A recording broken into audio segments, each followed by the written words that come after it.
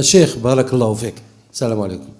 حبيت نسقسيك على يعني من الموضوع من قبل تاع الربا. يعني ايش رايك في الواحد يتعامل بالكريدي كارد والفائده تاع انترس؟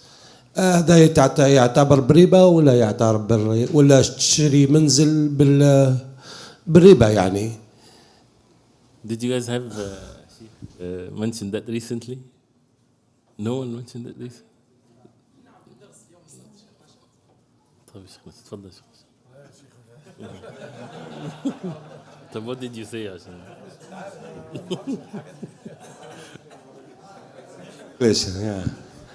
I mean you're talking about the hadith صلى الله عليه وسلم تاع الربا، يعني تعلن الحرب يعني على الله. التعامل مع الربا يعني you buy a house with interest with يعني is it ربا or not؟ ولا يعني تعتمد with you pay with the credit card with interest is it a riba؟ The riba is one of the difficult chapters in fiqh, and that's why people definitely should have the knowledge, but some of it is very obvious and very clear, which is the subject of loans, right? And to make it easy, because this can be a long, lengthy situation, whenever we have two parties and they're having a transaction, right? We have to define what they are doing, right? Are they buying and selling, or they're taking loans, or what are they doing?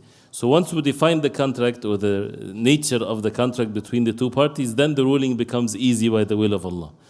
Any loan, any type of loan or qard that brings benefit is riba.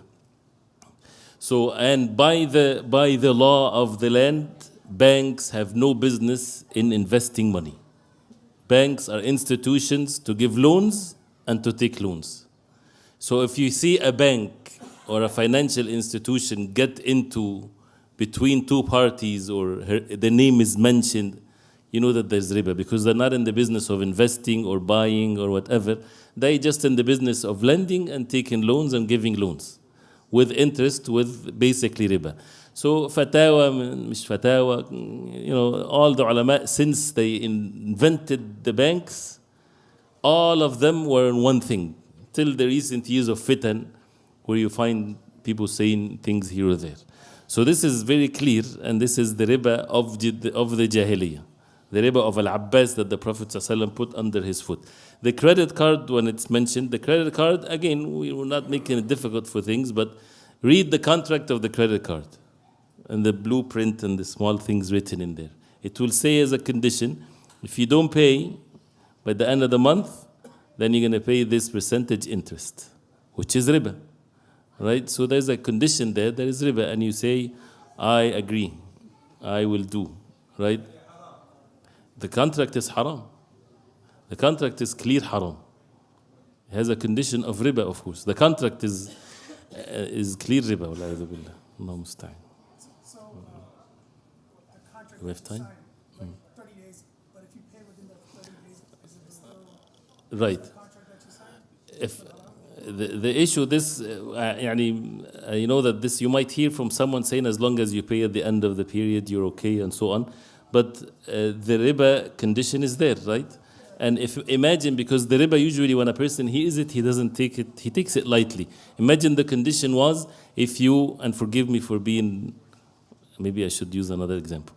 If you don't pay at the end of the month, right, the government will come and take your children, or will come and take your wife, or you have to drink a bottle of wine, and you see that in the contract.